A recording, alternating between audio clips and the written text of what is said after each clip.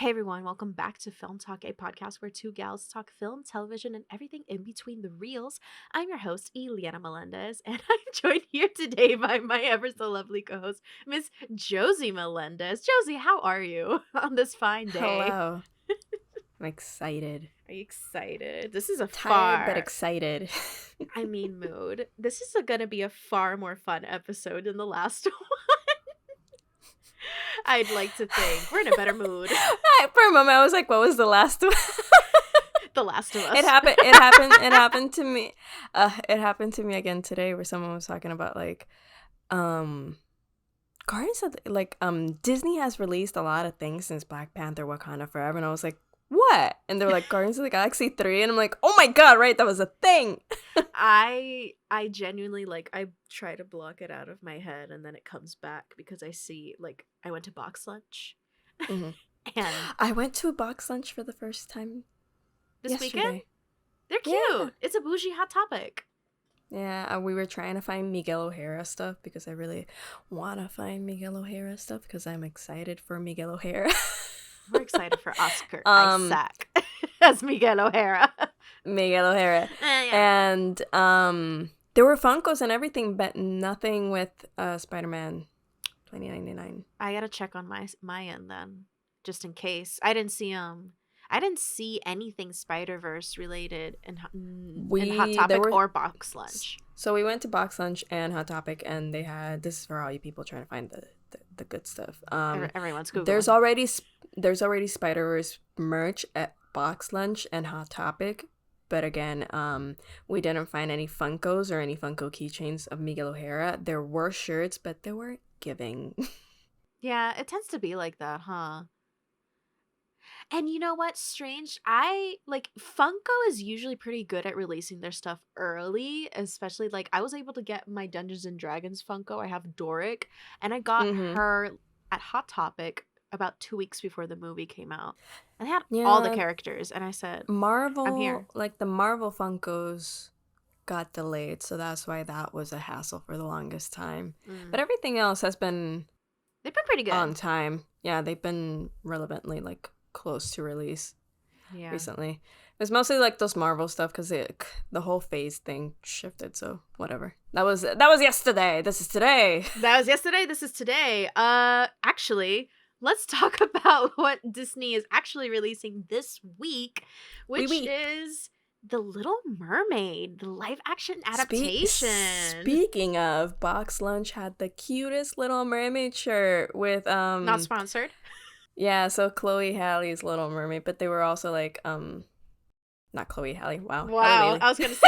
I've been in my defense, peeps. Adios. I've been listening to Ungodly Hour on repeat recently because I was like, this is how I'm celebrating release week. Fair. It's such a banging album. But anyways, Halle Bailey, they have Halle Bailey's Little Mermaid merch It's cute. available right now. But they also have new drawings of the original Little Mermaid, and they're all together. So it's cute.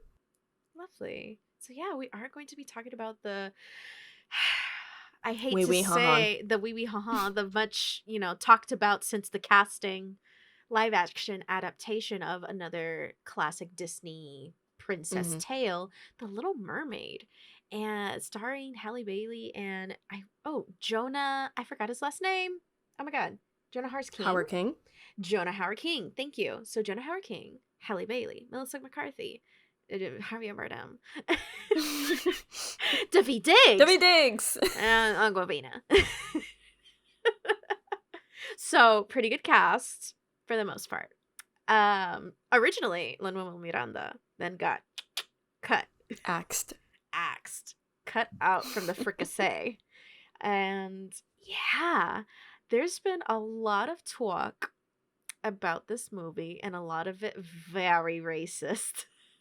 A lot of it very inappropriate. Some of it, there have been valid concerns about the live action adaptation necessity of it all.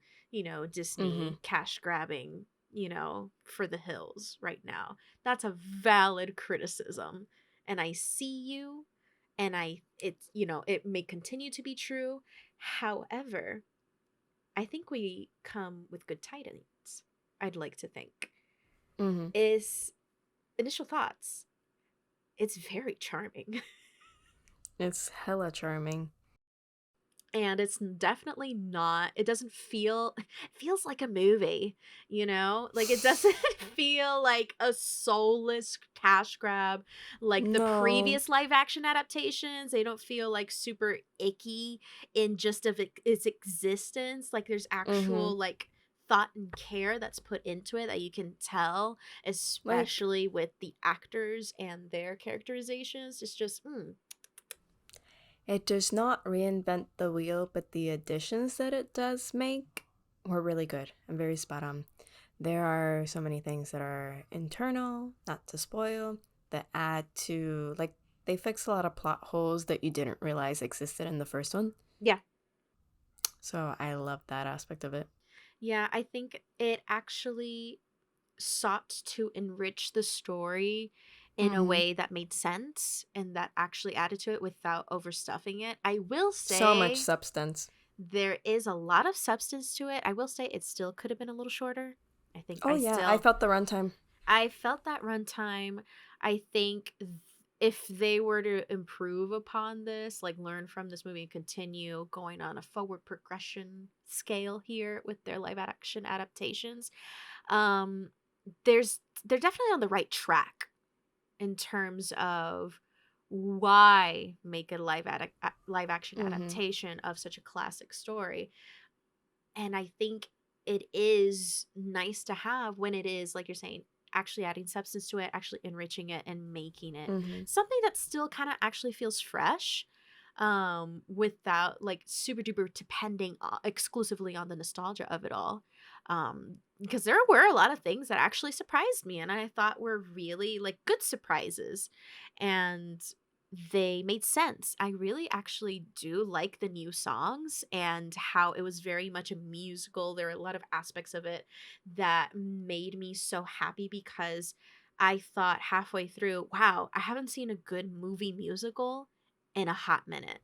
And Mm-hmm. this is serving theatrical cinematic adaptation vibes, which probably doesn't even make sense, but it really was whimsical in the right ways in Mm-hmm. my opinion. And I mean that as in it is trying to ground itself in quote unquote reality. What if mermaids were real, etc., without being too overly dark, gritty, Mm-hmm. Zack Snydery. You feel me? Yeah, there was a good balance in tone. I loved what they added with the lore. Like, at the beginning, the sailors are talking about mermaids and how they'll lure you to your deaths, which obviously reminds you of like the Odyssey and sirens in Greek mythology, etc., and what we know about the negative side of mermaids. And the whole superstition of sailors. And then with Eric's mom and the belief of like the sea gods, which takes us back to like Caribbean folklore, and this movie being set in the Caribbean this time, explicitly and not explicitly, because you can tell it is in the Caribbean and the essence of it is there with the music and the instruments and just everything in general. And also they're And the talking about setting. colonies. Yeah, and they're talking about colonies and that they're in an island, so clearly you're thinking like, for me it felt more like British Virgin Islands, but obviously they were probably trying to go for Jamaica, Mm-hmm. considering the background of like Sebastian's accent, so they probably wanted to even it out so it wasn't just this little crab speaking with an accent. Mm-hmm. So I love that added aspect. To the musical numbers or the musical aspect that you were mentioning, I really enjoyed. I was reading up that originally there was supposed to be a song at the beginning Mm. called The Daughters of Triton, and it was going to be all the daughters singing, which would have given them more screen time, which would have been great because I did feel they were underutilized. And I know it's not their story, but I mean, they look so gorgeous. I wish we They could have were gotten more of them. so fun. Yeah. But so that song was going to open, relatively open the movie, and then they decided to go with the realistic aspects of nature, etc. And I love that they used the Hans Christian Andersen quote, Oh yeah. but they decided not to do that, so that the first time you would hear a song, it would be part of your world and it would hit you. And I thought that was a really great decision. I think so too, and this was something I was very fortunate enough to go to a screening for this film, and I took my partner, and something that he and I were kind of raving about and discussing was the fact that there was like this element of if there was going to be a reality that they were going to root the story in, it was rooting it with nature and how like nature is its own magical whimsy in and of itself. And I really liked that. I thought it just really made it easier to immerse yourself in the story without feeling like this was super out of place. It just, there are a lot of decisions that made sense. And like you said, I would have loved like that whole, I didn't know about the Daughters of Trident opening sequence. That would have been really cute.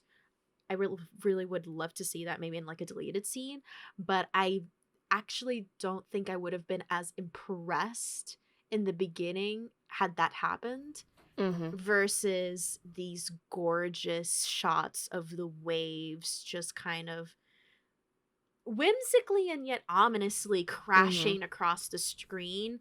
And as we get that Helen Christian Andersen quote on about the mermaid and her the tears that she cannot shed, which really hit. I just thought, they went for a more dramatic approach to it, which I didn't Mm-hmm. expect for a Disney live action Mm-hmm. adaptation. So that really kind of set my expectations right then and Mm-hmm. there. It opened like that, and I was like, "Wait, somebody saw Portrait of a Lady on Fire here. What's up? What's fucking good, Man, bro?" I love this movie. I I also didn't like expect to love this movie as I'm much as I did. I really didn't. no, my expectations are pretty. I was getting excited for I it was excited for her. as the time kept approaching for the film because I wanted to be wowed, but I didn't have any expectations over it. Excited, no expectations. Hmm. So I think that was a really good way to go in. Um, but I love it, and I'm also a slut for the ocean. Dude, So this movie I was started, like, I was this. like, this girl. I knew it. I knew it. These underwater shots, she is vibrating in her seat. I love underwater shots. So you're giving me a movie that's entirely like underwater. I'm like, yay! And it's so nice. And you know what? I had this recurring thought throughout the whole movie. The trailers don't do it justice a lot of the No, I feel time. like they were trying to hold back. So I forgive their fault in that aspect because I loved being surprised. And Disney Me sometimes too. can tend to give away too much in the trailers. Not like Netflix. Nobody can beat Netflix with that. Netflix gives you the entire film in like 2 minutes. Yeah. But I could see them trying to hold back on this because there were so many aspects, like the land scenes especially. We didn't get to see that much of that, Hmm. and I enjoyed being able to experience that for the first time. It was really nice to be so pleasantly surprised with so And the much world of building was so it. good. The world building, the lore, I don't want to spoil it, obviously, which is so crazy. Mm-hmm. Like, you would think you wouldn't be able to spoil a movie that's already been made, but I don't know. There's just like there's an expansion on the story that gives you more Mm-hmm. context, and it kind of it really adds to the conflict. Why are you covering your face? What's going on? What's going on? Because I just remembered my reaction with a cameo in the film. There was a very good cameo. There's a very good cameo in this movie that I really liked. But it's not like a oh my god, post end credit scene cameo. Like, no, it's just a No, very it's a it's really nice cute. cameo. It's It's very wholesome. subtle. Um, I mean, it doesn't push the story forward, but it has to do with what's It's just happening in the cute. scene. It's perfect for the sequence. It's cute. It's not forced. It was just chef's kiss. It was nice. There is, I think, a running theme with this movie is that the people behind it definitely felt passionate about the story. They definitely actually liked the material they were working with, and they wanted to do it justice and even try to make it better. And I think for the most part, they did. I just kept thinking of Lin-Manuel Miranda because I kept wondering what he was going to do with the music. Hmm. And I think the only one I can think of right now that was original, like a new one, was Uncharted Waters. And I freaking love that banger. Dude, I think Uncharted Waters came on and I immediately thought, oh my god, this is Josie Core. This I is loved like it. I loved it. my I man's was is in dying. his himbo era. He's in his simp era, and I'm living for it. Jonah Howard King, you king. Like, he really said, I am See. going to embody a Disney freaking prince. And he did. Mm-hmm. He served. I loved it. I know that a lot of people were finding it cheesy and unnecessary. Mira, personally, I enjoyed it because I love a good Prince ballad. I love when we get those. Specifically, Agony. I No. love I'm Agony. kidding.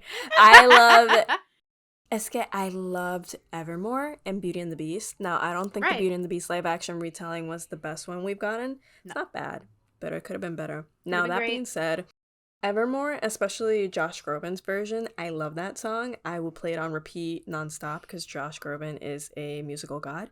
Mm-hmm. So when he started singing, it just reminded me of that. So it's already something I enjoy, and I know that when we walked out, a lot of other people, other critics that were at my screening, they also enjoyed it. So there's definitely going to be an audience for this. Some people might not buy it, but I thought it was a good addition because I liked that we were able to see inside the head of the prince, because usually it's just the princess. And here we got even more inside the head of the princess, which was really nice. Mm-hmm. But I loved getting that other side because you can clearly see that the pining is mutual. Exactly. And add more depth to them. Now, that being said, sidebar, because my mind, guys, keep up. Going from Uncharted Waters, this dude is confirmed to be like, what, 21? And I'm like, how old is she? Well, that's what you know what? I had the same fucking thought. Now let's Because no one ever said anything, and I'm like, wait, so... Wait. Uh-huh. Hold up. Catch my, investigation skills. Okay, so he's just turned 21, right? And spoiler alert, sort of ish. Ursula, villain, has been, kind of outcast for 15 years. Right. Okay, we're here with me. And I'm like, if these fucking people made Ariel 15, I swear to God. Yeah. However, then one of the Merce sisters was like, oh, you were just, and this is not really a spoiler because it's in the original movie, you were just so young when your mom died and this and that. So Ariel was already like, let's say 4 or 5 years old, let's say ish, from the way that they were saying things when Ursula was cast out. So they're probably about the same age. I felt at a minimum, because I know that in the original, she was a teenager. 100%.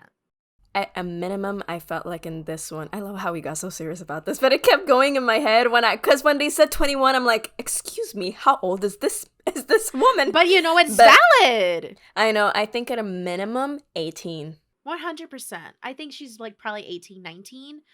Definitely not 16. I don't think so. No. Mm-mm. No, she's not underage. I don't know what the law under the sea is. The law under the sea is that that boy is trouble. It's a lawless land.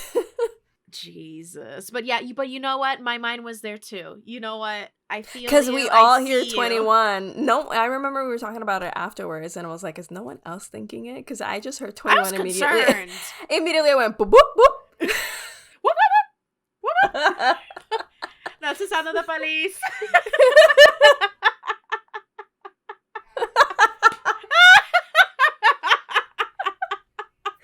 Like I'm saying, For like real. I was like, hello, 911. What's your emergency? Mom, pick me up. I'm scared. But you know what? But at least those little details, without being like stupidly explicit, like, hey, Dad, I'm legal to vote now. Like. Either way, they had lovely chemistry. Oh, yeah.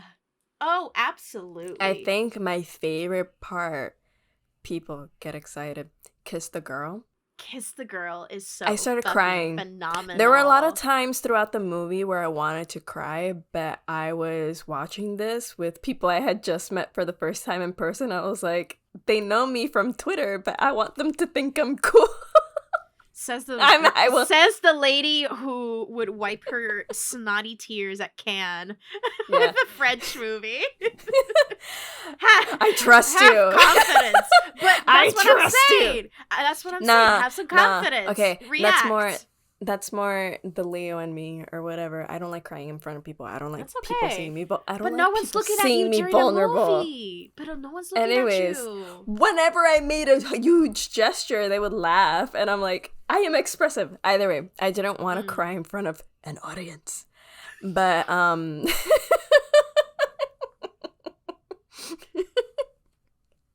Again, I'm a Leo. I've practiced my tears. And there's always someone watching, even if it's God. Oh my god, you're gonna make me throw up.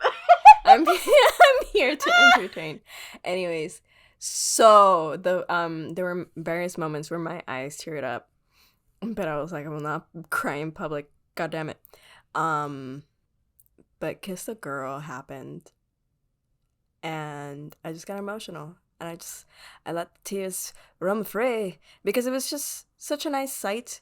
Because it's literally, I know we don't want carbon copies, but it is literally the animated version, but translated so well onto the screen as a live action, and it didn't seem kooky. It didn't seem stupid, for lack of a better word, because you know how a lot of people criticize Lion King for having a lack of expression, etc. I thought they handled the charm of that scene that has that cartoonish aspect in the animated version so wonderfully, yet realistically, yet appropriately in the live action version. And going back to why we're not sponsored. I know. I'll admit it, I'm a Disney chill from time to time. It's my part-time job. I never clock in more than 30 hours a week. But the reason I'm bringing this up is because in that scene, when he looks at her, when he realizes he wants to kiss her, the emotion on that guy's face, yo. And I get Once again, Jonah Howard King. Like, okay, we're going to talk about Halle Bailey in a second here, but I have to give my man's credit. He's very good. He was charming. He was sweet. You could tell that he was a humble kid that was thrust into this life of royalty that he didn't expect, because he wasn't born into it. He just came upon it.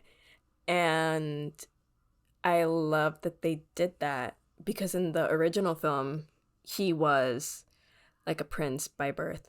I could be wrong, but I remember back in the Tumblr days, I have to rewatch the original movie, guys. But I remember back in the Tumblr days when Frozen came out, remember that theory that Prince Eric and his parents were they were like cousins. They were from, like, you know, the Netherlands, that area, that northern region where like the Frozen characters are from. And they're basically like Prince Eric was like cousins with Anna and Elsa, and they were on a shipwreck, and there was in the Frozen movies a shipwreck that happened. And I believe the theory is that Prince Eric was in that one of those shipwrecks, and then still ended up like adopted on this island, or adopted into by this other family. But I'm pretty sure Prince Eric was still adopted. I could be super fucking wrong. I just remember this from my Tumblr days. I see you Googling it now. Yes. Despite being of royalty, Eric is an accomplished mariner who is often seen partaking in various duties. That's all it says. I don't know. I feel like it was like hinted that his parents died. Like, I feel like his parents died in a shipwreck, and that's why his adopted in the original film. I don't know. It just made sense to me. I have to see the original film again. I love how Disney Wiki has abilities: expert sailor, expert swimmer, dancer, singer, swordsman. I gotta have my own wiki. Give him a Juilliard degree while you're at it. Honestly. He's basically like, give him a Juilliard degree flow like Disney did with Troy Bolton getting into Juilliard by having a hair flip. Yeah, buddy. Anyways, I like it. Either way, I loved everything that they did with his character. He was charming, and they're really the heart and soul of this film, especially Halle Bailey. 100%. And I think moving on she is to the Halle best. Bailey, she is the best, like, hands down, out of all the princess adaptations. She is the best iteration of a live action princess. She just, everything about her. And of course, this could also come from like her personality as a person, because she comes off very genuinely, but it's just how effortlessly she is like a Disney princess. The way that she talks, her cadence, the way she carries herself, and with such, she is Ariel. She is Ariel because she carries herself with such stubbornness, yet curiosity and beauty and an adventurous spirit. I believed it from the first second she was on screen. Her reveal on screen was so wonderful, and I genuinely felt like she brought something so exciting to the role. Even aside, like, it doesn't, apart from her incredible singing voice, like, she's a wonderful, fantastic, phenomenal singer.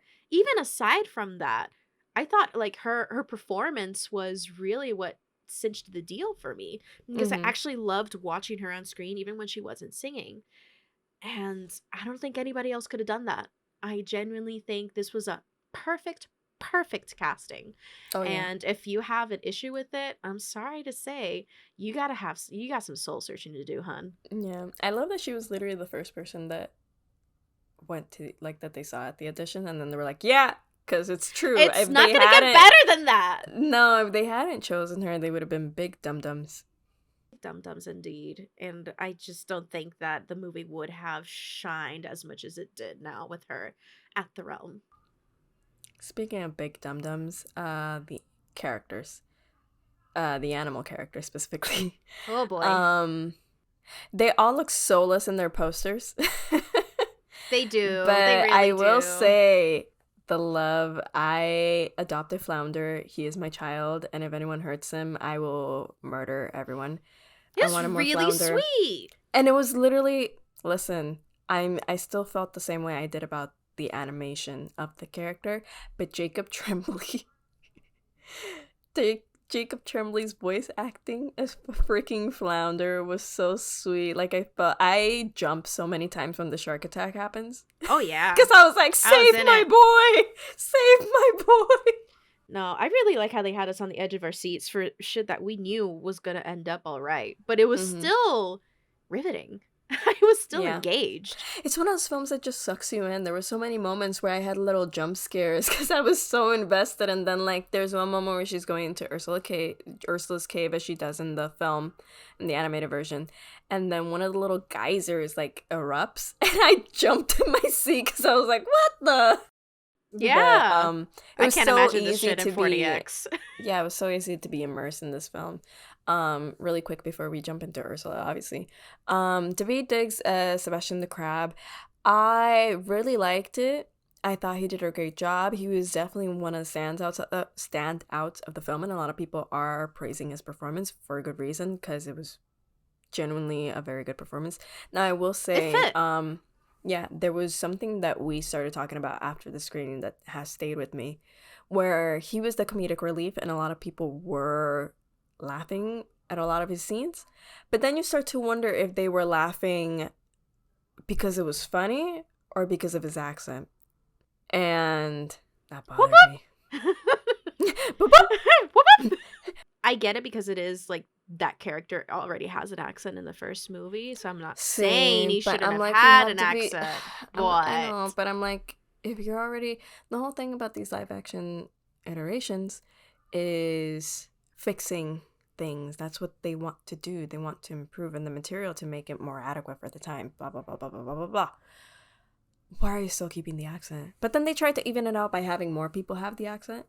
So you can assume that maybe this is set in Jamaica, even though to me it felt like the British Virgin Islands. But yeah. They're trying to be like, oh, remember, we're in the Caribbean Sea, so let's do something that white people think sounds Caribbean. So I'm like, I'm not claiming it purely as a Caribbean film, but let me tell you also, when we got out of the screening, like, we were all like, someone was like, I'm waving my Haitian flag after this film, and then another person was like, I'm waving my Jamaican flag. So it was like, four of us were Puerto Rican, Haitian descent, there was Jamaican, and there was Dominican. So all of us were out of the screening, like, Caribbean love over here. It does have a lot of Caribbean influence, even, like, musically. Yeah, but there is a flaw in not being specific. 100%. Yeah. It's, hinting at Caribbean influence, and we know because we're actually Caribbean, but, our general American audience is gonna really know. Not really. It really wouldn't have hurt to have continued to just, you don't have to add a lot. I Just know. be more specific with the folklore. We're already mentioning sea gods. Perhaps, Mm-hmm. kind of adapt the Caribbean folklore that already exists around sea gods. You already Yeah. mentioned Triton. You already mentioned, they added like this aspect of the coral moon, which I thought was going to have a little bit more to it. But, Mm-hmm. I don't know. There was just some things that kind of got left behind, Yeah. but the focus on such a good romance and a good adaptation kind of makes up for those shortcomings.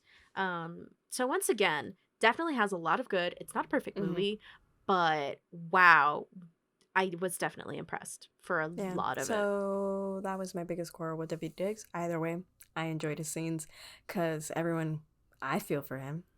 Whenever he would just Yeah. mumble to himself, I'm like, I'm right there with you, man. I'm so sorry you're going through this. Sebastian's a relatable character, always has been, always Yeah, will be. always will be. Scuttle was okay. I'm gonna say my piece. I didn't Mm. mind it because Scuttle is supposed to be annoying. Scuttle is a doofus, so I thought it fit Aquafina way better in this film. I just rewatched Raya and the Last Dragon today. Happy AAPI Heritage Month, and Aquafina as a dragon is not a good fit. Kind of brings the movie down. Yep. But Aquafina and Scuttle, I didn't mind because for me it was barely there. Right. Until Scuttlebutt. there's okay, for you guys that don't know, Lin-Manuel Miranda is, he's part of the project. We'll always squeeze in He'll a always rap squeeze song. in some rap, and it was really off-putting to me. It was so Yeah, out of place. It was it is. cringe. It is. I didn't have fun with it. I'm It sorry. It is. took me out. It took It me is. out. I didn't So mind. that's fine. That's Because okay. for I love that for me, you. I was confused. I'm like, this feels out of place considering everything that we've had so far and how serious this film has been coming off in tone. Yep. But then David Diggs starts rapping, and I'm like, there it is. They're like, we can't have David Diggs, one of the fastest rappers in Broadway history, and not have him do something. And even when that started happening, okay, I saw this movie in 3D. Let's go, let's go, let's go, let's go. Oh my god. No, I wanted to jump. I really did. I was jumping off the deck. I really did. I took my 3D glasses off and everything just to make it stop, as if that would help. I don't know. It took me out. If you guys enjoyed it, you know what? More power to you all. It took me out. I didn't like it. Even though it was David Diggs, I don't think it really actually saved it. It was just strange. It was odd. Felt like just shameless promo. That was like the most promo-y like bit of the movie for me. But aside from, because then it goes from that back jumping right back into a pretty serious like build up to the climax of the movie. Yeah, because it was a nice little cushion for the heartbreak that was coming around the corner. I suppose, but still, still, good movie. I do think, despite like I felt the runtime, yet Yeah. I feel like the third act somehow was a little rushed. Or am I crazy? Mm-hmm. The third act felt rushed. I feel like Because there's listen, this isn't a spoiler because you've seen the original, hopefully. There's only so much you can do once they find out that she's actually a mermaid. 100%. Yeah. Wow. Still, I don't know. It was really good what we did get. I was living for it. I'm not going to spoil it because that was really impressive, but I don't know. Yeah, that third act was great. Third act was good. No I complaints just feel here. like it was rushed. Except for the finale. The finale was very like cookie cutter. Yeah. Too perfect. I'm like, okay. Anyways, the rest of the movie was good, and now this is just kind of like, felt like they were kind of giving up. They were like, okay, this is as far as Disney will let us go in having original cinema. Oh, and let's talk about the hand shots. Let's talk about the Josie Core ass like hand shots throughout the film that definitely added that layer of romance and intimacy between the characters, the pining between both of them, and not just romantically between both of them, like Ariel's pining for the surface world. Just wonderful, heartbreaking, delicious. once again, there was actual like a shred of thought and creativity that went into this, and I think Yeah. it is definitely worth a watch. They also gave them journeys that were ultimately parallel and they were marrying each other, Yes. which I really liked because it showed that these two people at least have something in common and maybe their relationship will last. There was, yeah, you know what? I did notice that because you know what? Usually these whole like classically, Mm-hmm. the Disney princess to marriage pipeline is very not compatible. It's just kind of Mm-hmm. it's sucky, quite honestly. And we were all just kind of, you know, aware of that. We accepted that truly. But here there was an effort to let us know, hey, these are actually like people who low key kind of meant for each other Mm-hmm. because very similar journeys, very similar wanderlust, you know, Mm-hmm. spirits.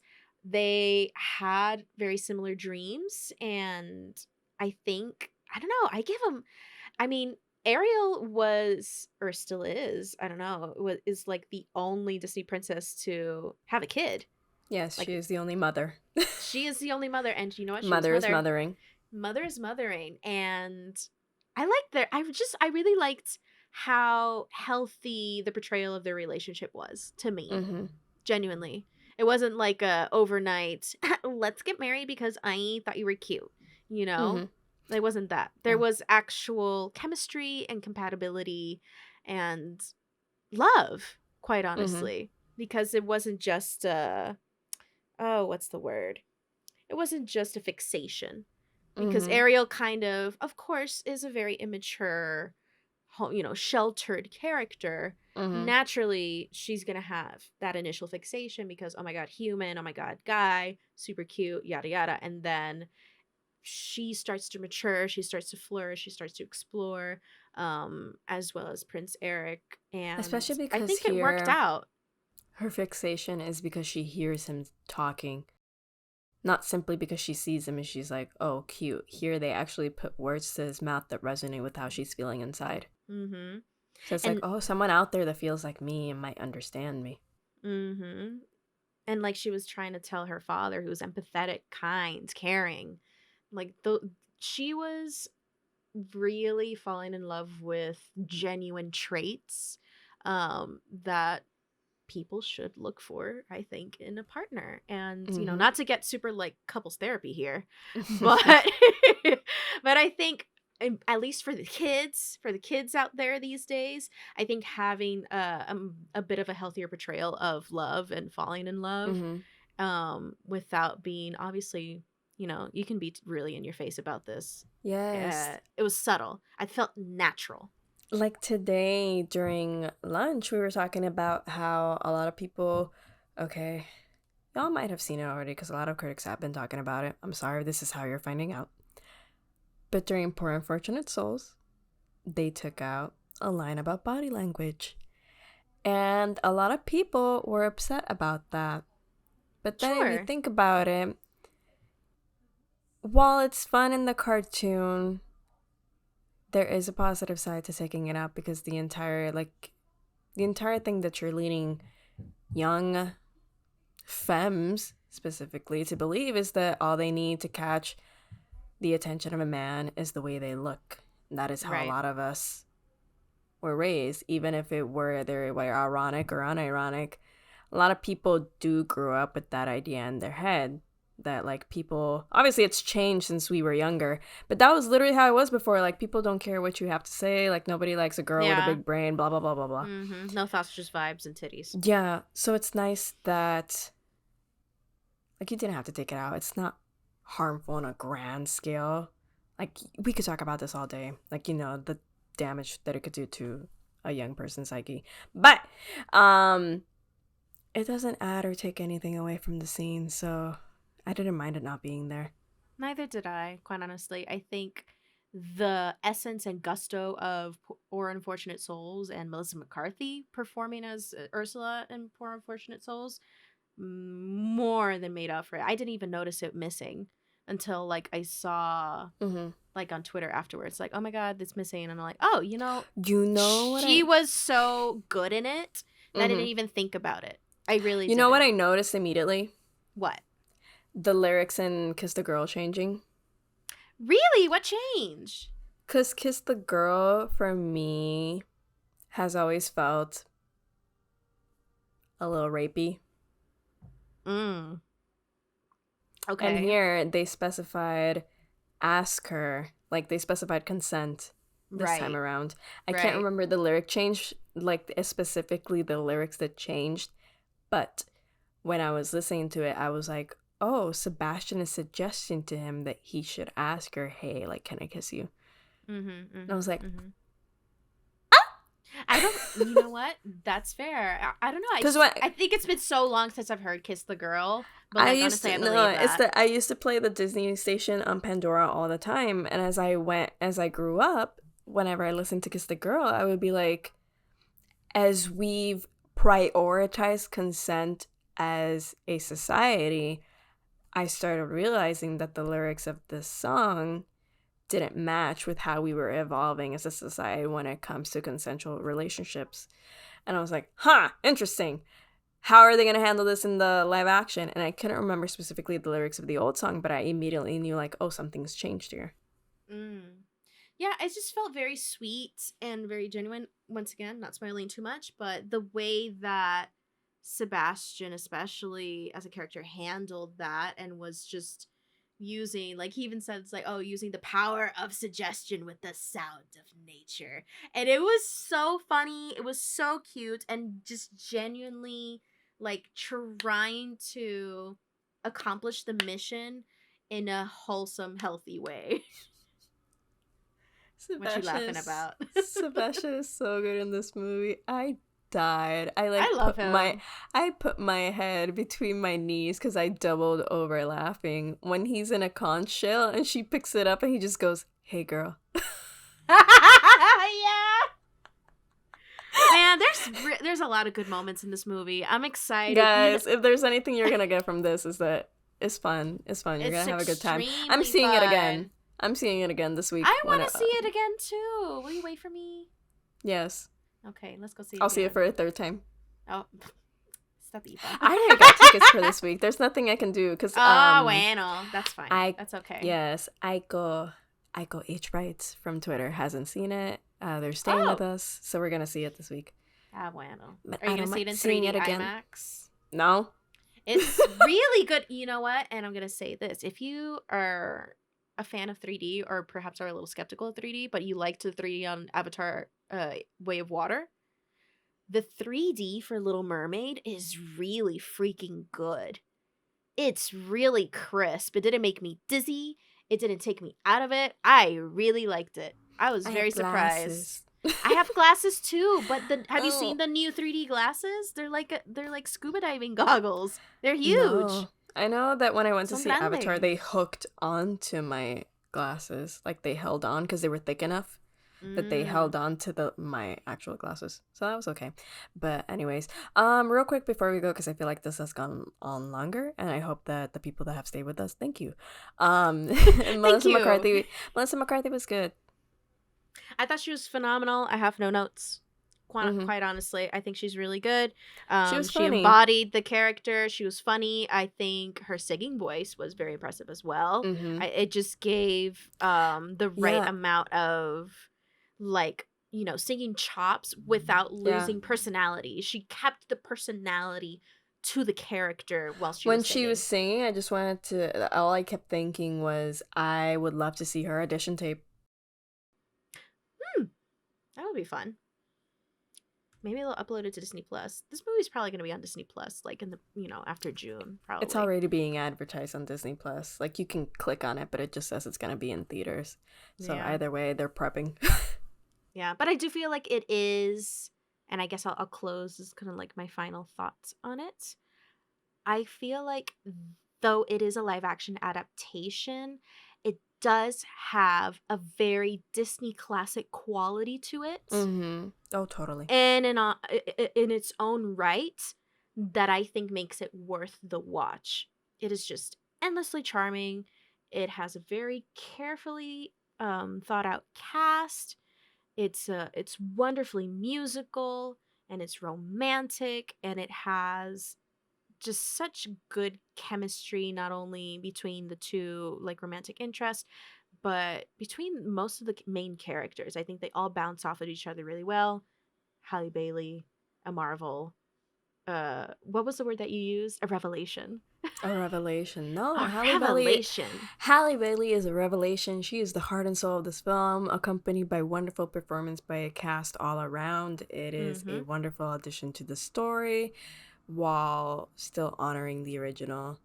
It is a treat. Go watch it. Go watch it. And I did get a question in the replies to my initial reaction. Is it something that fans and non-fans alike will enjoy? If you don't like Disney musicals, don't watch it.